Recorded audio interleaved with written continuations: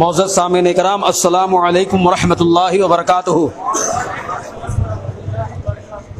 اب تھوڑا ماحول بنا کے رکھیں، اس لیے کہ سرکاران باندہ تشریف لا چکے ہیں۔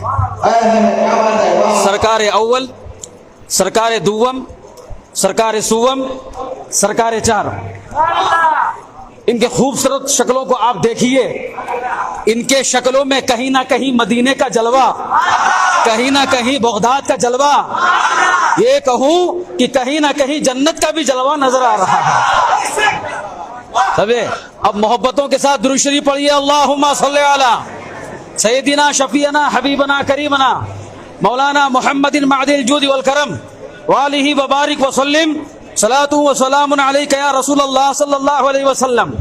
جلسہ شروع ہونے سے قبل چند جنتی ربانی بھائیوں نے مجھ سے کہا کہ مولانا عمر فاروق رضوی صاحب، ہم نے سنا ہے کہ آج کل کچھ لوگ ہمارے لوگوں جو معصوم لوگ ہیں ان کا سلسلہ بدل کرنے کی کوشش کر رہے ہیں اور کہہ رہے ہیں کہ وہ کلمے کا راز بتاتے ہیں وغیرہ وغیرہ وغیرہ وغیرہ۔ لیکن کلمے کا راز یہ بتاؤ، حضور جمال ملت سے زیادہ کلمے کا راز کون جانتا ہے؟ نبی کا نواسا کون ہے؟ غوث آدم کا خاندان والا کون ہے؟ حسن و حسین و علی، جن کا جلوہ جن کے چہروں میں ہم دیکھ رہے ہیں۔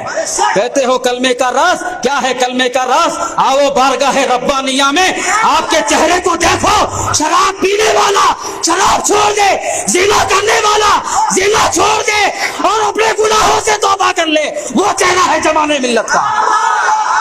دیکھو جوش میں آؤ، جب آپ غلاموں کی آواز پر جوش میں نہیں آئیں گے تو سرکار کے اس میں کیا دکھائیں گے؟ سمجھ نہیں سمجھے؟ تو ایسے لوگوں سے آپ بچیے۔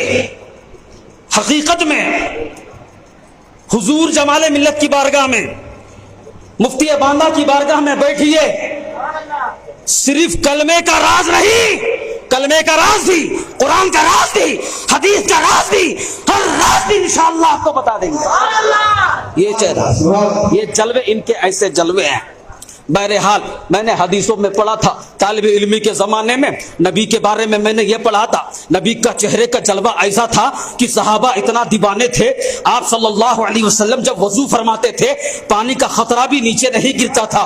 آپ صلی اللہ علیہ وسلم کا چہرہ اتنا خوبصورت ہوتا تھا کہ جو ہے کوئی بھی صحابی ادھر ادھر نہیں دیکھتا تھا، اگر دیکھتا تھا تو صرف جمال مصطفیٰ کو دیکھتا تھا۔ ایک دن میں پریشان ہوا، عالم خواب میں پریشان ہوا، میں نے سوچا میں اپنا ایمان اور تازہ کروں گا۔ توجہ میری طرف، اپنا ایمان میں اور تازہ کروں گا۔ حضور مفتی باندہ کی بارگاہ میں پہنچا، عرض کیا حضور میں نے یہ حدیث پڑھا ہے، یہ حدیث پڑھا ہے، یہ حدیث پڑھا ہے، فلاں حدیث میں یہ لکھا ہے، فلاں حدیث میں یہ لکھا ہے، نبی کے چہرے کے بارے میں، نبی کے ہاتھ کے بارے میں، یہاں تک نبی کے سر کے بالوں سے لے کر پیروں کے ناخن تک تعریف ہی تعریف لکھی ہے۔ حضور ذرا میرا ایمان تازہ کر دیجیے۔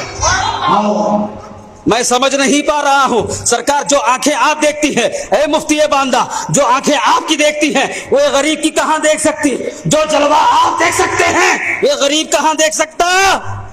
ذرا سمجھائیے، کیا جمال مصطفیٰ ایسا ہی تھا؟ تو مفتی باندہ نے میرا ہاتھ پکڑا، حضور جمال ملت کے کمرے کے باہر مجھے چھوڑ دیا۔ میں نے کہا حضرت میں نے جواب طلب کیا تھا میرے حضور، آپ نے فرمایا عمر فاروق 2 منٹ رک، ابھی جواب مل جائے گا۔ توجہ میری طرف، 2 منٹ رک، ابھی جواب مل جائے گا۔ میں نے کہا حضرت جواب کیسے مل جائے گا؟ تو جواب یہ ہوا کہ جب میں وہاں کھڑا تھا ایک آدمی آیا، 2 آیا، 3 آیا، 4 آیا، 5 آیا، یہاں تک کہ بھیڑ لگ گئی۔ میں سوچ رہا ہوں یہ بھیڑ کیوں لگ گئی؟ تھوڑی دیر کے بعد مجھے معلوم ہوا حضور جمال ملت اپنے کمرے سے باہر تشریف لا رہے ہیں۔ میں نے دیکھا مریدوں کو کوئی پیروں پہ گر رہا ہے، کوئی ہاتھوں پر گر رہا ہے۔ میں سمجھ گیا جب باندہ کے جمال ملت کا یہ عالم ہے تو میرے نبی کا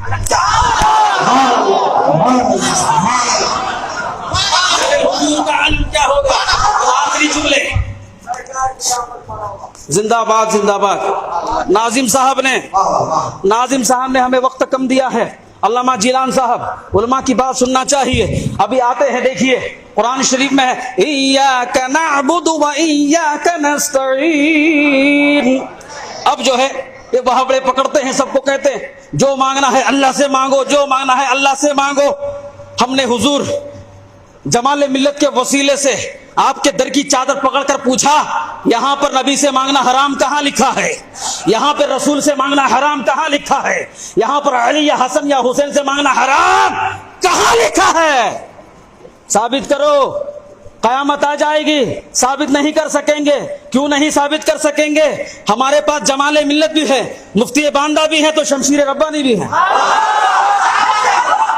قرآن سے سمجھنا ہے سمجھو, حدیث سے سمجھنا ہے سمجھو, ورنہ یہ غلام شمشیر ربانی کی تلوار لے کر جو تمہارا حشر کرے گا تم بھول جاؤ گے. قرآن میں ہے قال من انصاری الی اللہ قال الحواریون نحن انصار اللہ. حضرت موسیٰ یا حضرت عیسیٰ, حضرت موسیٰ حضرت عیسیٰ, علماء بیٹھے ہیں بھیا, ذمہ داری ساتھ بولیں گے, اصلاح بھی ہوتی رہے گی غریب کی, اور میں بولتا بھی رہوں گا. حضرت عیسیٰ علیہ السلام نا اپنے حواریوں سے کہتے ہیں کون ہے میری مدد کرنے والا اللہ کی طرف آنے کے لیے؟ اب بتائیے حضرت عیسیٰ نے مدد مانگی کی نہیں؟ اب فتویٰ کس پر لگنا چاہیے؟ حضرت عیسیٰ پر نہیں لگا سکتے. اور ہے قرآن میں استعینوا بالصبر والصلاۃ, نماز صبر کرو اور نماز سے مدد چاہو. اب بتاؤ نماز کیا ہے؟ اللہ ہے یا اللہ تک پہنچنے کا بہترین ذریعہ ہے؟ بتائیے نا, بہترین ذریعہ ہے نا. تو اب اللہ نے کیوں کہا مدد مانگو؟ تو اب بتاؤ اب نماز پر کیا فتویٰ لگنا چاہیے؟ خلاصہ یہ ہے اے میرے دوستو, ہم اہل سنت والجماعت ہیں, ہم غلامان نبی ہیں. ہمارا طریقہ یہ ہے, ہم کبھی کبھی باندہ بھی جاتے ہیں, کبھی کبھی بغداد بھی جاتے ہیں, کبھی کبھی اجمیر بھی جاتے ہیں. جانتے ہو کیوں جاتے ہیں؟ اس لیے جاتے ہیں کہ وہاں پر اللہ کے پیارے رسول کا ہمیں جلوہ نظر آتا ہے. ہم جو بھی مانگتے ہیں وہ پاتے بھی ہیں انشاءاللہ. سمجھے؟ آخری الفاظ یہ کہوں گا, حضور جمال ملت کا چہرہ دیکھیے. آپ کا چہرہ کیا چہرہ ہے؟ آپ کا چہرہ اتنا پیارا چہرہ ہے, اگر کوئی شرابی دیکھ لے شراب پینا چھوڑ دے, کوئی جو ہے بے نمازی دیکھ لے نماز پڑھ لے, کوئی جو ہے بے روزے دار دیکھ لے روزہ رکھنے کی عادت ڈال لے, قسم اللہ کی حضور جمال ملت کا چہرے میں نے وہ نورانیت دیکھی. اگر کوئی گنہگار دیکھ لے توبہ کرنے پر مجبور ہو جائے تو حضرت کا دامن پکڑیے اور پکڑتے پکڑتے کیا کہیے, میں مجرم ہوں آقا مجھے ساتھ لے لو, یہ راستے میں ہے جا بجا آنے والے. السلام علیکم. ایک ہے جناب عمر فاروق رضوی صاحب, حضور جمال ملت کی شان میں خطاب فرما رہے تھے کہ علیہ رسول ہے نعرے تکبیر, نعرے رسالت, نعرے رسالت. حضور جمال ملت, حضور جمال ملت, حضور سید مفتی گوہر ربانی صاحب قبلہ, حضور مولانا سید سلمان ربانی صاحب قبلہ, حضور مولانا سید رحمت ربانی صاحب قبلہ. نعرے تکبیر, سبحان اللہ سبحان اللہ.